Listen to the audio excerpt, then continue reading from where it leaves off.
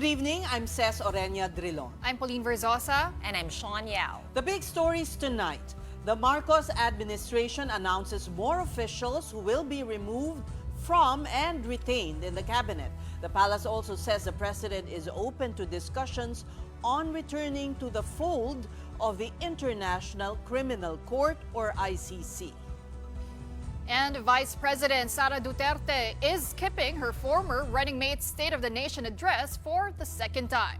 This information comes on the day the VP's father, former President Digong, marks his 100th day in ICC detention.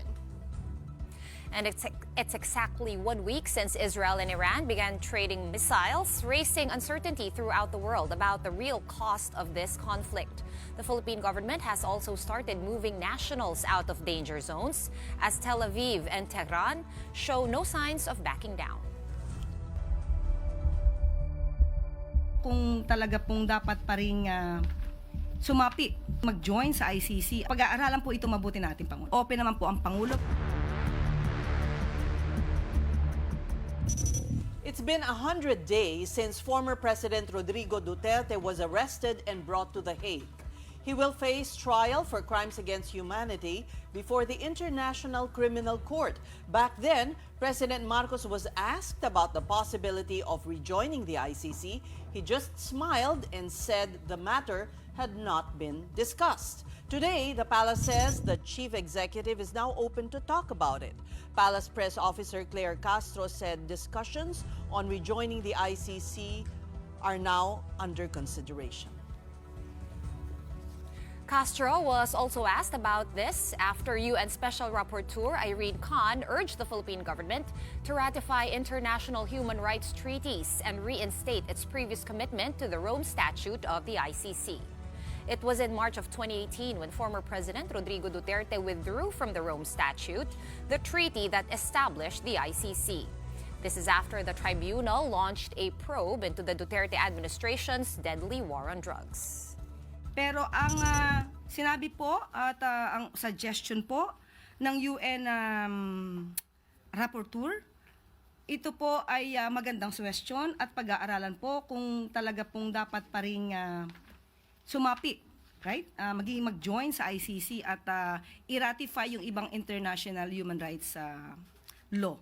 So pag-aaralan po ito mabuti natin, Pangulo. Opo, at kaya lang hindi po ngayon na pag-uusapan ang bagay na yan. Pero sa mga ganitong suggestion, open naman po ang Pangulo para po ito ay mapag-usapan.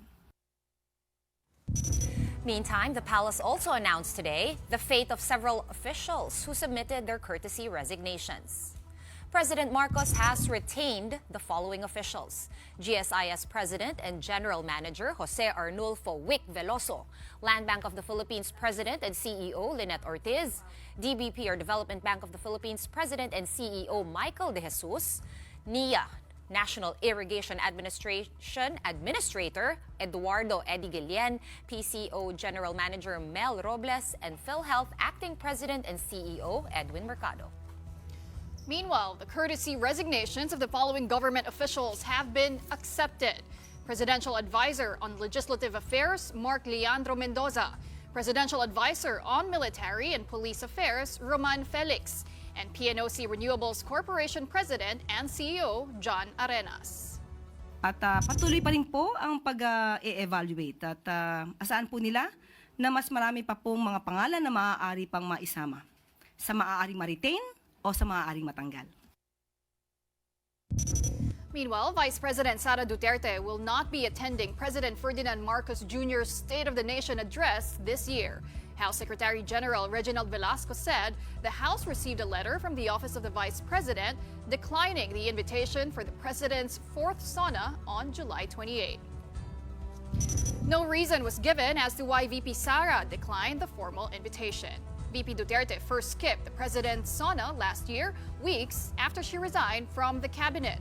When asked for her reason, Duterte quipped that she was declaring herself as a designated survivor, a practice in the U.S. where a cabinet official is brought to a secure location while the President delivers the State of the Union.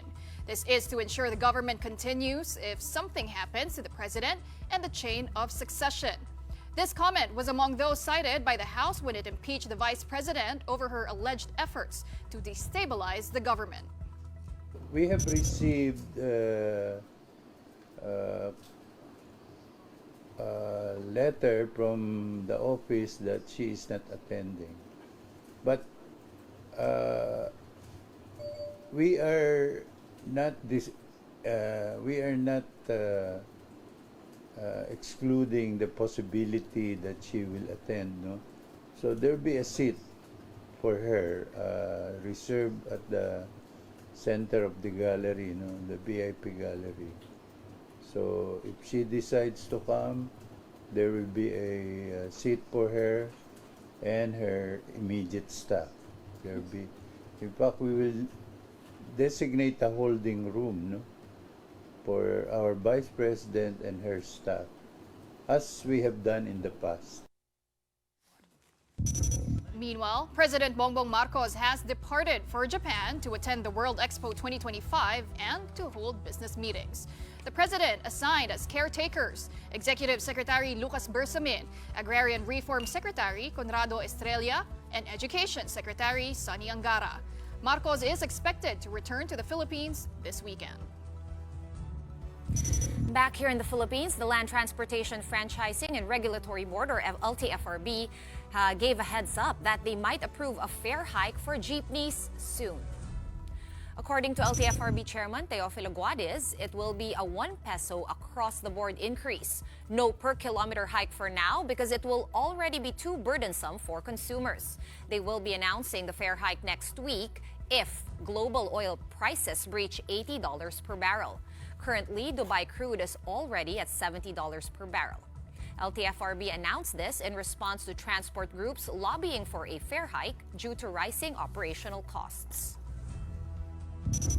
No family left on the streets. That's the goal of the DSWD's Pag-Abot program. And DSWD Secretary Rex Gatchalian says it's been running since 2023. He also talked about the woman seen crawling out of a drainage in Makati and how she's now one of thousands who benefited from the program. Gatchalian, who once served as mayor in Valenzuela, said the city had a similar initiative, giving him a template to scale the program nationally. Here's an excerpt from my interview with the DSWD secretary. First of all, hindi kami nabudol. Sige. Lahat ng kaso na similar kay Rose. Kasi we have this running program called Pag-Abot program. Yes. Since 2023, iba it's pa been yun sa running. AKAP. Iba pa yan. Sige. Pag-Abot since 2023, when I joined the department, ang instruction ng presidente, walang pamilyang Pilipino dapat nakatira sa lansangan. Hindi kami nabudol because lahat to dumadaan sa assessment ng social worker. Okay. Hindi naman yung 80,000, hindi nang galing yan sa hangin.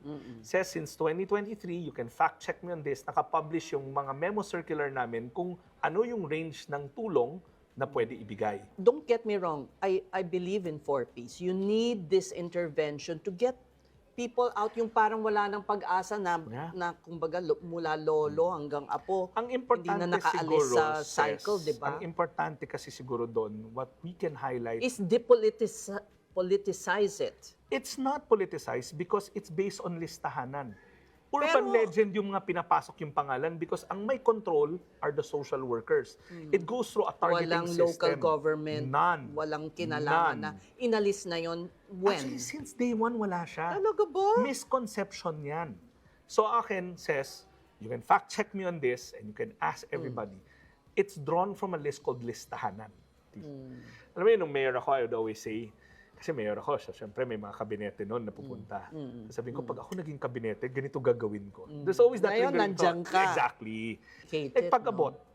In Valenzuela, it's called sagip. We had that when I was mayor. So sabi ko, let's expand it. It should be a mainstay. So kaya nung sinabi ng presidente yun, sabi ko, Mr. President, I just have the template for that. So walang homeless sa Valenzuela? Alam mo, Ces, you can go around today, kung meron ka man nakita, mamaya konti makita mo may social worker nang kumakausap. Favorite expression ni Secretary, you can fact check me on this.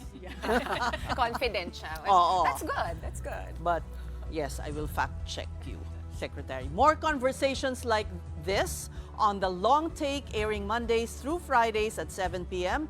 only here on One News. We're just going to take a quick break, but coming up on the big story. An initial exit plan is laid out for Filipinos who want to leave Israel and Iran, but evacuation remains voluntary still. The details of that when we return. Stay tuned.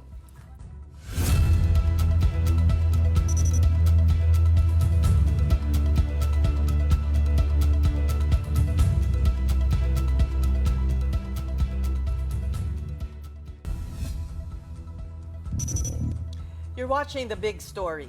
An exit plan has been laid out for those who wanted or who want to evacuate Israel and Iran. This as the war is showing no signs of ceasing, with other foreign powers taking sides. Mobile journalist Merimon Reyes with a report. Exactly a week since the exchange of firepower between Israel and Iran broke out, fighting has become much more intense. Now, missiles are being launched left and right, and day and night no less. Iran has started targeting hospitals, and Israel has retaliated by bombing the Iranian Red Crescent Society and police headquarters in Tehran. The death toll is still rising on day 7 of the crisis, 224 in Iran, 24 in Israel. The warring parties are drawing deeper into their arsenal. Iran has resorted to using hypersonic missiles to avenge Israel's bombing of their nuclear site on June 13. The Middle Eastern country now has Yemen on its side, but Israel is still bent on ensuring all of Iran's nuclear and ballistic resources will get wiped out. That's especially since the United States seems to have taken a stand for Tel Aviv. And at the end, last minute, they said, no, we're not going to do that, and they got hit. Remember 60 days, and then came the 60. 61 is going to become a very famous number. We know right now that Tehran understands exactly what the president is saying. He said 60 days. The world can believe it, the world cannot believe it. He set 60 days. They had an opportunity to make a deal. They should have made a deal. President Trump's word means something. The world understands that. But Tehran is adamant. It will not give in to imposition and even warned Washington that any meddling or intervention at this point could be 100% detrimental to the world superpower. As the war rages on, exit plans of various nations for their citizens are in place, but several have to wait for evacuation. At least 178 Filipinos have been begging to leave Israel and have requested repatriation, but the Israel airspace is still closed. The only option for evacuees now is to take the long route, a 2-hour land travel to Jordan, then off to their next destinations. This is the route taken by 21 Philippine government officials who had been stranded for a while in Israel. They are now safe in Jordan. 28 OFWs are scheduled to be transported to safety next. The Department of Migrant Workers is also closely monitoring the condition of 7 Filipinos who got wounded after a missile hit their home. One of them, as you know, in critical condition, successful ang operation as far as we know, but still praying that she will get well soon. On the other hand, in Iran, 14 Filipinos, including 10 tourists, have requested repatriation, but they have to travel by land to Turkmenistan for almost 1 whole day. Kakdak himself will supervise rescue efforts in Beirut and Jordan on Friday, June 20. He is assuring full assistance from different agencies of government for Filipinos caught in the crossfire in the Middle East. Mobile journalist Merimon Reyes, we are One News. Amid the escalating armed conflict between Israel and Iran, the Department of Migrant Workers continues to coordinate government aid for the growing number of Filipinos who are seeking evacuation from the Middle East. We'll discuss this with DMW Secretary Hans Leo Kakdak. Good evening, Secretary. Welcome to The Big Story. We're glad to catch you before you depart for Jordan. Yes, good evening, Sats, and to your televiewers, good evening. Secretary, first of all, we'd like you to reiterate the offer of help to those who want to come home regarding the salaries or 4 to 6 months salaries. Dahil ang guest po namin kahapon ay tinatanong, fake news ba yan? Sabi namin hindi, pero and we will hold you to your word. So what exactly can they get if they opt for repatriation? If you are to hold me to my word, then I have to clarify. No, in a press briefing, I was talking about 4 to 6 months salaries in previous repatriation efforts, such as in Lebanon, where the salaries are lesser. But we do give 150,000 pesos financial assistance in the context of Israel, kung saan mas mataas ng konti ang sweldo, that's 2 months' salary. And we will also provide the necessary reintegration assistance in terms of livelihood support.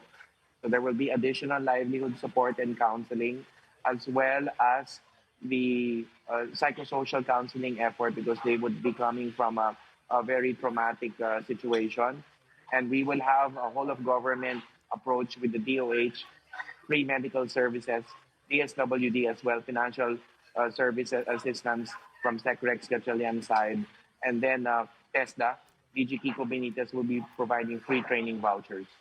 So that if they choose to upskill themselves or enroll in a Rock Tech course, then they will have this for free with allowances on the side. So these are the packages, the whole of government approach, anointed by the president, that will await those who are returning. Of course, medical service, yung sinasabi ko kanina, DOH, Secretary Verzosa, over and above all that, kung kailangan ng libreng paggamot, libreng consultation or treatment, kasama rin yun upon their return. So ngayong klaro yan.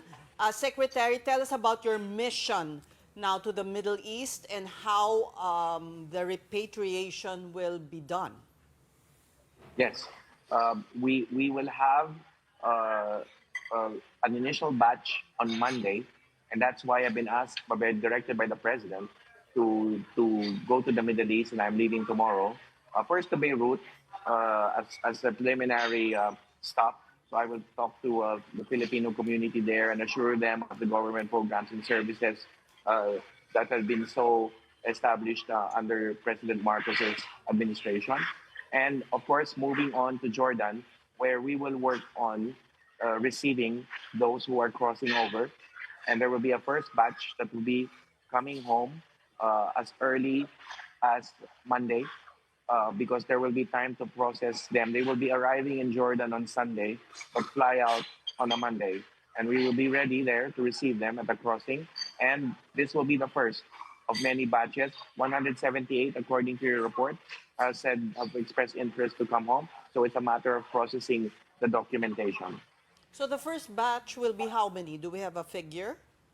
It will be around 26. 26 will be the first batch. We have been working on this anyway. I think I need to emphasize, Ces, that our assistance efforts have started on the ground since Saturday, day one of this conflict. And we have been providing online, on-site evacuation and financial and basic needs assistance and accommodation assistance. We are working on 3 accommodations right now, 2 that we're operating and 1 by the Israeli local government. So preparatory to these on-site assistance, we have prepped them for eventual repatriation. As I said, crossing over to Jordan on Sunday and flying out on Monday. First batch. Secretary, I have a question. In case some of these kababayans of ours who want to come back have lost their important documents, kasi there were some na sira daw yung bahay, how does that work? Will they be able to come home easily without, let's say, a passport? Oh, by the way, before I respond to that question, yung nasira ng bahay, we're currently assisting 67. So the 3 temporary accommodation, and at the same time assisting 67 of them who are in that situation. Okay, no problem with the travel documentation. Our Philippine Embassy in Tel Aviv is on top of the situation. Ambassador Eileen Menjola, we've been working closely with her team. Our labor attaché on the ground, Rudy Gabasan, is doing so. So no problem with their travel documentation. There is always a way to bring home an OFW in terms of documentation. But in the meantime, as I said, speaking of those who have lost their homes, and we're assisting 67 as we speak. Well, Secretary, nabanggit nyo nga po, over 170 OFWs have already signified that they want to come home. But there are still a lot of OFWs who choose to stay in Israel and Iran. What are some of the reasons that they are citing on why they choose to stay despite the tensions ongoing? Kasi hindi pa po mandatory as of now ang evacuation. That's right. It's voluntary repatriation. So we go for the good judgment, wise, sound judgment of our dear OFWs. I mean, they made the sound judgment for themselves overseas employment. So in the same way, voluntary repatriation, we will leave it to their sound judgment. One good reason could be the nature of their work. 80% of OFWs in Israel are caregivers. That which we are most known for, our caring, loving attitude in terms of serving our clients, customers, in this case, their elderly patients or wards in their respective employer households. So it's the nature of their work. They are serving in a dedicated fashion. They have been acclimated to their work environment, emotionally tied to their elderly wards, patients, and it's just our nature, I think, in general. So it's rather attributed to the quality and the work dedication, work ethic of our caregivers. So that's first and foremost, I think. It's the nature of their work. And of course, on the financial side, there is income. There is steady income. But as I said, this had already been addressed by the financial assistance to stem the tide for them. You don't have to be for good returning OFW for good to be afforded 150,000. The important thing is to get one out of difficult or harm's way. Uwi muna. We provide the stemming the tide assistance, so to speak, and then one could come back when all is said and done. I mean, all returns to the normal situation. You said that the first batch will be 26 muna, but will they all, those 150 plus or 70 plus from Israel, will be brought straight away to Jordan in one go, or by batches? There will be through steady batches. It's the nature of the situation too, says security factors. Should I say also bureaucratic administrative requirements. So it's just the nature of the situation. It can't just be one big go. But rest assured, we'll bring all of them home. Those who want to come home on a voluntary basis, we'll bring them all home safely. Okay, but they won't be together with government officials. I think 17 or 18 government officials who have been evacuated from Israel to Jordan currently. Well, that would be a different group. I'm not entirely privy to that. They're not OFWs, so I won't be privy to how exactly that would be going. But as I said, we've been acting on the situation since day one. And it will come to pass that they will all be ready for repatriation. And again, as I said, starting with the first batch on Monday. Secretary, well, the Philippine government has already raised alert level 2 in Iran. It's the same alert level applied to Israel. Tell us about that and the ban right now on newly hired OFWs. So ano na po mangyayari sa kanila, Secretary?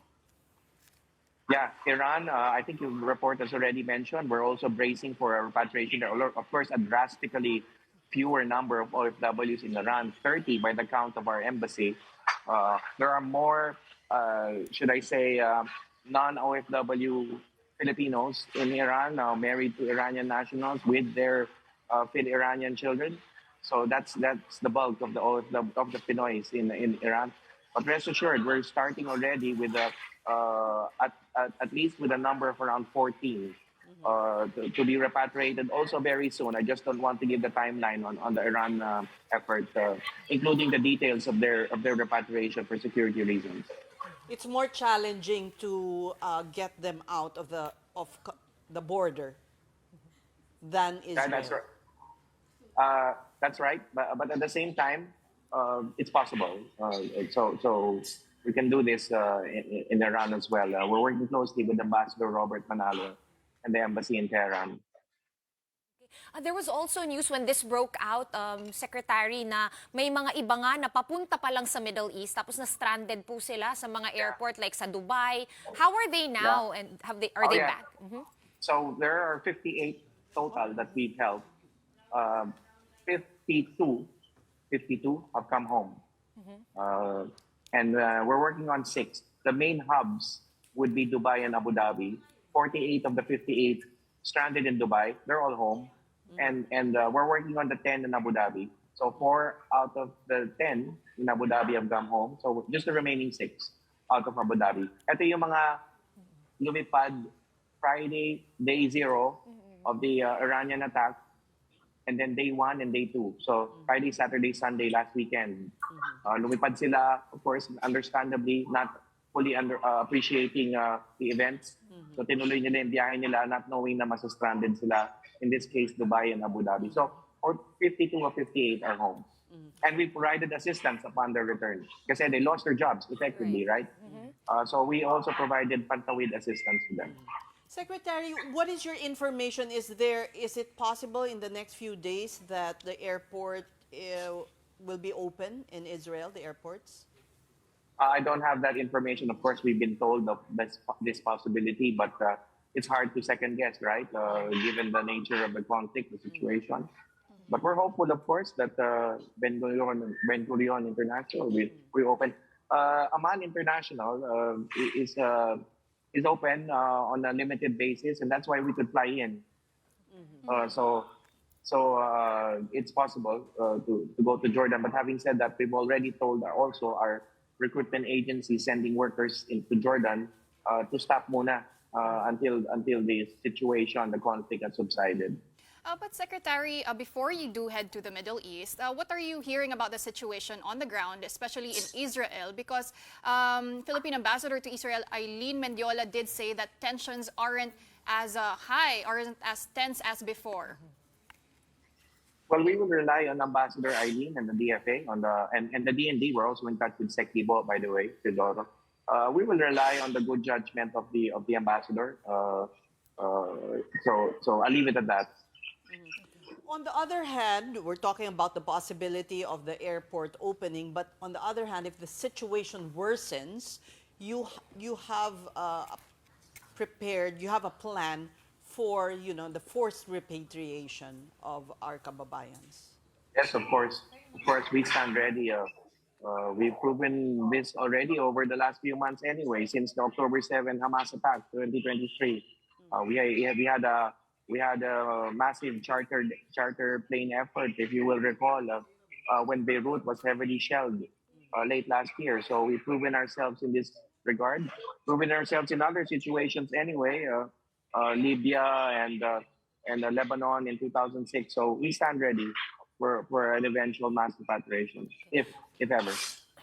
Secretary, may I just circle back to the beginning where you were going through enumerating the packages and the benefits that our OFWs stand to receive. You mentioned livelihood assistance apart from the pantawid na 150,000 pesos.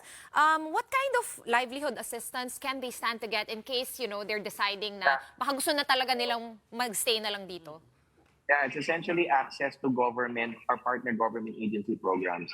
So Sectico Laurel, for instance, has his own agricultural business startups. Sec Chris Roque in DTI has her startup franchising businesses with possible capital funding. Sec Cristina Frasco, same with tourism-related businesses, setting up Airbnbs, souvenir shops and such, tourist guide training. So there are these types of, should I say, reintegration assistance packages from different government agencies. And as I said, the DG Kiko Benitez and Testa, free training vouchers with training allowances as the training goes on. And even Sec Benny Laguesma would have his own employment facilitation mechanisms with the LGU pesos, Public Employment Service Offices. And so these things are in store upon return by our dear OFWs. So posibleng may additional monetary assistance. Yeah. All of these that I mentioned is alongside or over and above reintegration assistance with the respective government agencies assistance packages. So by way of example, Secretary Roque's franchising offers come alongside the loan packages in the Small Business Corporation, which is an attached agency of the DTI. So that's just an example. All right, Secretary, we wish you Godspeed. We hope mission accomplished. So thank you so much for coming to the show. That was thank you. DMW Secretary Hans Leo Katdak. We're pausing for another quick break, but when we return, find out how mindful grocery shopping could be a small but valuable contribution to a safer and more green planet. Sustainable shopping is next on The Big Story. Keep it here on One News.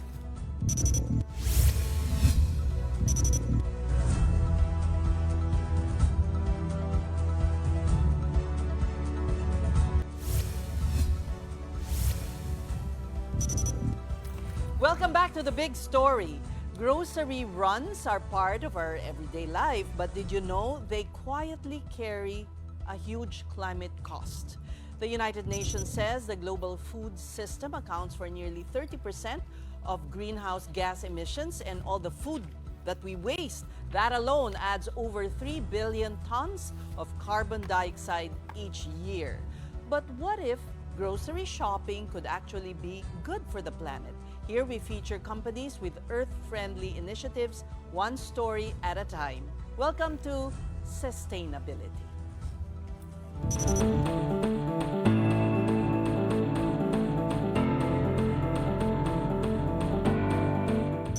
Okay, mindful eating is one thing, mindful consuming is a whole other conversation. Our guests tonight believe in making health and wellness accessible to all Filipinos while minimizing their impact on the environment. We have the folks from Heyday, Managing Director and Board of Director member Ryan Tan and Merchandise Head Grace Opeña. Welcome to the both of you. Hi, thank you for having us. Yeah, I've been a frequent customer at Heyday. One thing that struck me is your packaging. You come away with cassava bags here. Yes. Instead of plastic. Well, Yeah. one of the things that we're doing in the store is we're making it easier for people to live a plastic-free life, one step closer to a plastic-free life. So our store, when you buy You something don't from the pass that store, to the consumer, the cost no, of this. yeah, we don't. It's when you Yeah, buy, usually it you comes pay with an a additional- cassava bag. And the thing about the cassava bag is, once you put it in water, it actually dissolves and disappears in a matter of minutes. I've never tried 5 that. minutes. You should try it later. We'll leave this behind. If you keep it for a long time, the humidity will kind of Yes, start it corroding will. it. Yeah, It will. It will. So you bear the cost of this Yes, packaging. we do. Though I would like to mention also that this isn't as sturdy as plastic. So I feel like our consumers are okay with it. Like they're not really after us for a sturdy packaging. So I feel like we bear the burden together. So they're patient enough to have something as soft as cassava. And we bear Yeah, the it cost. feels so. It feels so nice. Like it's like in a stretchy. Yeah. Yeah. Yeah. Ryan, your business, your family business is really in retail. Yes. And you supply, what is it? Tell us about what you do, what your family does, and what inspired you to come out with Heyday. Well, the main inspiration for Heyday is really the consumers themselves. It's really like, a clamor for when we tried to look at a business opportunity, we saw this glaring shortage of the availability of healthy food in the Philippines. And there seems to be a clamor of the middle class to have more access to healthy food. And that's why we got Na Heyday. hindi mahal. Well, hindi ganun kamahal, right? So healthy food at a certain extent is a little bit more expensive, but we brought down the prices quite a lot. How are you able to do that? Grace. Yeah. Grace, you choose the products as merchandising head. Yes. Okay. And I'm a Let me provinciana. I grew up in the province. Okay. And from Mindoro, it's a very agricultural province. So I saw the value of going straight to the farmers. So that's how we were able to really put down our costs while also supporting the livelihood of our farmers here. So do you have like a contracts with them? Like, oh, we're gonna order X amount of Yes. is that olive We oil we purchase every day. We pay in cash every day, Every and we day. arrange the transportation from Every the day. farmers. These are farmers from all over the Philippines. Or is there a specific? Yeah, in a few locations. There's a nice thing that the Diretso team. na from farmer to your store. Yes. And it's not just that. We're in the process of getting to know the farmers themselves, getting to know their stories. So our team, a couple of weeks ago, went to Baguio, spent 3 days with the farmers, and planted ourselves. What did you plant? Oh, Grace, maybe you can tell us here about the experience. Hindi ako kasama. Maybe he's so busy. Anong tinanim nyo, Grace? Well, we harvested carrots. That's when I first got to know that carrots smell amazing when you're harvesting them. When they're When they're fresh. so fresh. And then... Amoy lupa. Not at all. It's sweet, honestly. Yeah, That sweet, surprised sweet. me. True, true. We planted strawberries because that's what we're known for. You sell them at 99 pesos. Yes. Whatever the season is, kasi we were known for that. So we want to offer it at 99, whether it's in season or not. So the price is just 99. Always at 99. 250 grams for 99 pesos. It's Yes. usually 130 pesos elsewhere. Or more. One more. thing Yeah. also that struck me about your store is you can bring your own container and fill it up with either virgin coconut oil or extra virgin olive oil. Yes, anything in fact. Anything. Well, anything in the refillery. And what are the products there? Here we have different kinds of. This is Himalayan salt. Himalayan Himalayan salt. salt. It's Yeah. one of our top products. Pwede rin yan? Yes. Na you You have your refill. own container? Absolutely. I did not know this. In fact, And they're measured by, how do you They're determine weighed. the price? We Just weigh by it. weight. Weigh it. So our store in Makati is a superstore for health, everything health and wellness. And basically, it's 534 square meters, and half of the store is a refillery. So what does that mean? It means you can bring your own container. You can buy over 250 kinds, is it 250 or 300 kinds now? 300 kinds of dried fruits, nuts, vegetables, oils, and different teas, coffees, and different things. Spices. Yes, buy them by the gram. So we always say it's good for you, it's good for the planet, and it's good for your wallet because you don't buy anything you don't need. Right. Just take what you need, right? That's the whole Yes, you concept. take what you need. Yeah, and kahit konti lang. Like, let's say, I'm very Parang mahina. tingi-tingi mentality. Tingi-tingi kaya. Yes. So I don't have to buy this much. You don't have to buy the container. You can bring your own container and we'll put And it then in your just weigh it. container Yeah. and just weigh it. So we're also selling glass jars and packaging. So it's all of these are reusable. So the thing is, we're making it possible for people to live a plastic-free life. I mean, a little bit closer towards that Yeah. because of these. So when it comes to soaps, we actually sell packaging-free products, packaging-free soap, like even detergents, Shampoo bars. shampoo bars. So a lot of these things, and it's pretty interesting so far. The people love do you it. produce those, like the shampoo bars, or do you also partner with like local artisans? We partner with a lot of local artisans. yeah. Yes. How long did it take before it came to fruition when you had this idea? And then, syempre, ang dami mong kausap na supplier, Yes. farmers, etc. How long did it take? Almost 2 years. Yeah. It was almost 2 years of preparation until we opened the first store. It's at the ground floor of Glorieta in Makati. And then our second store, we opened last week in Alabang. So, And more stores to come, hopefully. yes. There will be 2 locations in BGC. One of which is opening at the end of this year, and then one mid next year. QC or Pasig. In the north. More We're northern. looking, actually, we're looking. There's a clamor, or a lot of our customers are asking us to build stores closer to their homes. So For hopefully less soon. emissions, right? Yeah. How about, you also sell chicken, pork, fish. Where do you source these? We also source them locally. However, we can only sell them right now frozen, but they're also sourced locally. And Ryan mentioned earlier that we opened in Alabang. We have a new baby in that branch, which is the Heyday Tonic and Brews. What's that? So every time I'm in the refillery, because I assist customers myself, I love the conversation in the refillery section. The question is always, will this make my coffee taste weird? Because we also sell superfood powders. So for example, I always say that lion's mane is good for cognitive Oh, boost. I take that. Yeah, so we sell them Lion's mane mushrooms. Yes. Yes. Now, in what form do you sell powder. them? powder. We sell them by the gram powder. also. So we really sell as little as you need. So we came up with the tonic and brews concept because we want to show our customers how you can actually use our products. So there's someone who will explain. It's really like a dine-in experience. You can have your normal Ba't coffee. wala niyan sa Makati? Not yet. This is the evolution, yeah. So the concept there is functional foods, Yeah. right? So these are food that actually helps you become healthier. So it's coffee with ashwagandha to help you feel more relaxed. So coffee with certain like add-ons basically that make it healthier. So it's one of the things we're pioneering in Heyday as well. The lion's mane is locally sourced. I know. Very important. I was gonna ask, is everything locally sourced? For example, Himalayan salt, we can Siyempre, make. hindi. I mean, It's from Himalaya. It's from the Nepal. Himalayas. Pero we do Yeah. have a lot Yes, of we local do. Yeah, salt. whatever we can source locally, that's always the priority.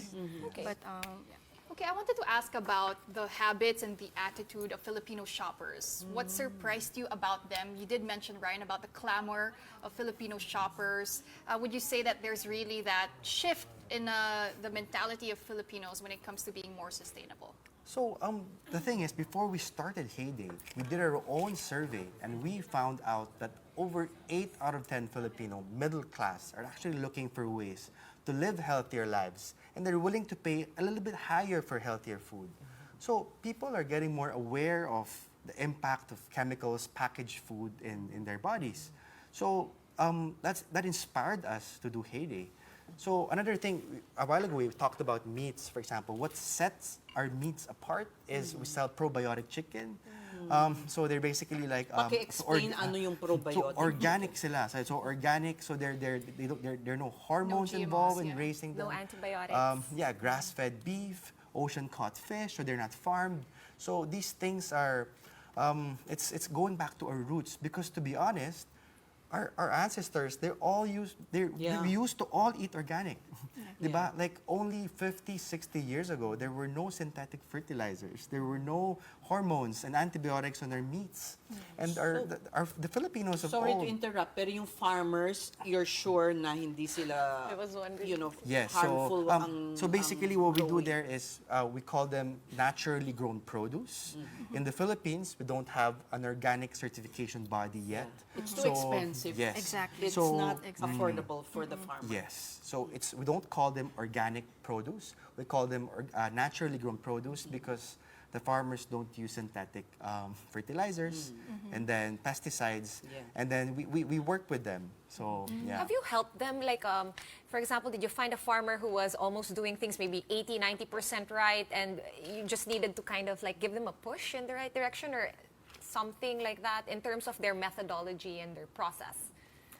Well, we started with one of our earliest suppliers. Actually, is one of our consultants, and then so basically what we did was it's a small farm that we work with, so we know that they don't have neighbors that use synthetic fertilizers and synthetic pesticides, and we actually went to the place, saw the practices, and so we started with that. We started with people who know it more than us, and we learned. After we learned from them, it's about teaching other farmers to follow these things. So yeah. Is it profitable?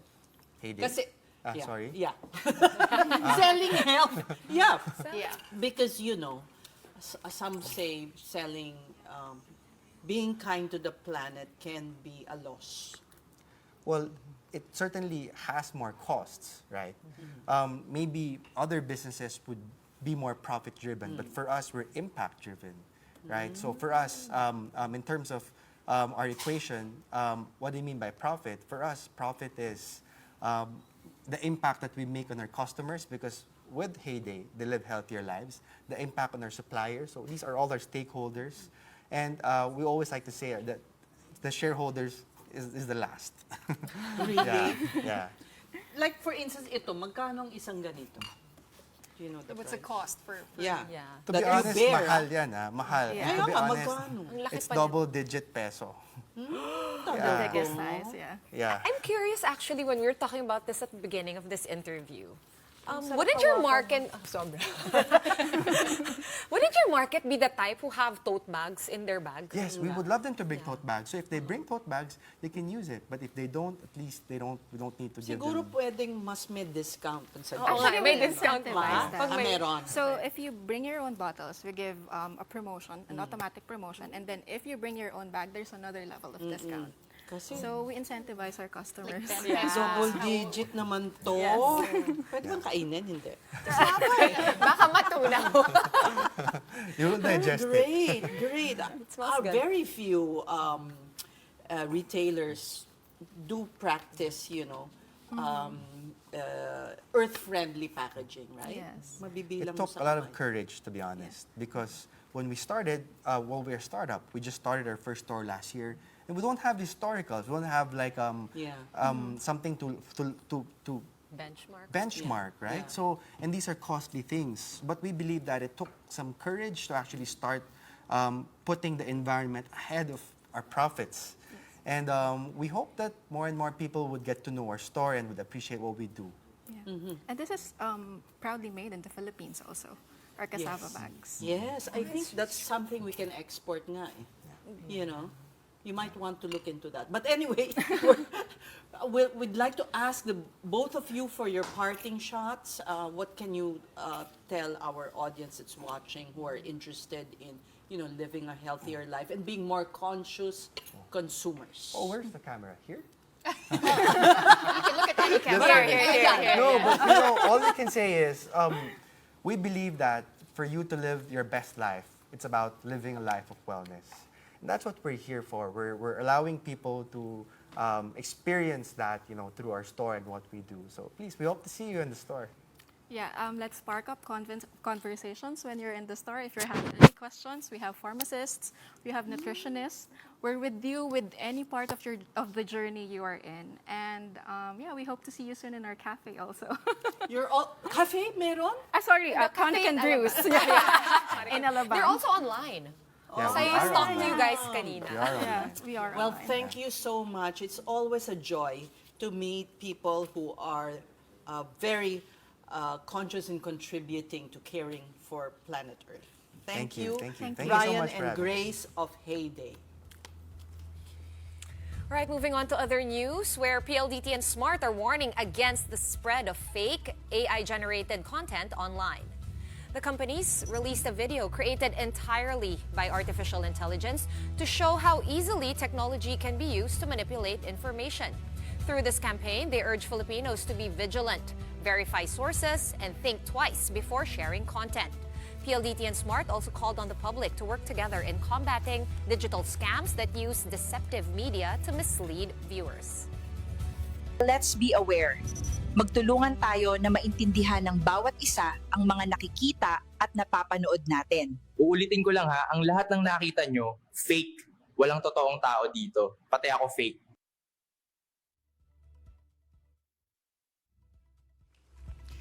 And for our big picture tonight, the National Museum of the Philippines, or NMP, is glowing with pride, literally. As part of its Pride Month celebration, the institution has lit up the facade of the National Museum of Fine Arts in rainbow colors and raised pride and progress flags across all its branches. In a post, the NMP said the show of colors is their way of standing in solidarity with the LGBTQIA+ community. And if you're planning to drop by, do take note that the National Museum in Manila is now open daily from 9 a.m. to 6 p.m. with free admission for everyone. So, if you are looking for a sign to celebrate Pride, how about that museum visit? Very You nice. know, going back to that AI video, pag masyadong malinis, guwapo, maganda yung complexion. Parang wala man lang tigyawat Oh, or fly diba? away hair. AI. No, but you know what's alarming? Some news anchors, diba, their faces are being used to in those AI videos also. Andre was a victim of that. I got one too. You? Yeah, as I in was selling some scam. You also? Yeah, and it was taken from the Big Story. Did you see it in your own timeline? Your own Someone feed, or- sent it to me, and then the voice was so really freaky. your voice? It was your voice. But that wasn't what I was saying at that time that video was taken. Were you able to report it? But that's the thing, right? You don't know where to report it. You don't know what. Just go on your social media and say, that's not me. Yeah.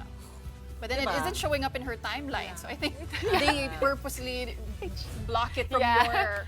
That's But so yeah, smart, it is. no? But I saw the one of also Kabayan and Mel Tiangco together, and that kind of raised an alarm because they're from different networks. Yeah, pero ang mga daming ang naloloko dyan sa AI na yan. Yeah. Okay, and so that's it for the big story this Thursday evening. Thank you so much for watching. We are One News, all sides, all the time. We'll be back here tomorrow at 7:30 p.m. We'll see you then. Have a good night, everyone.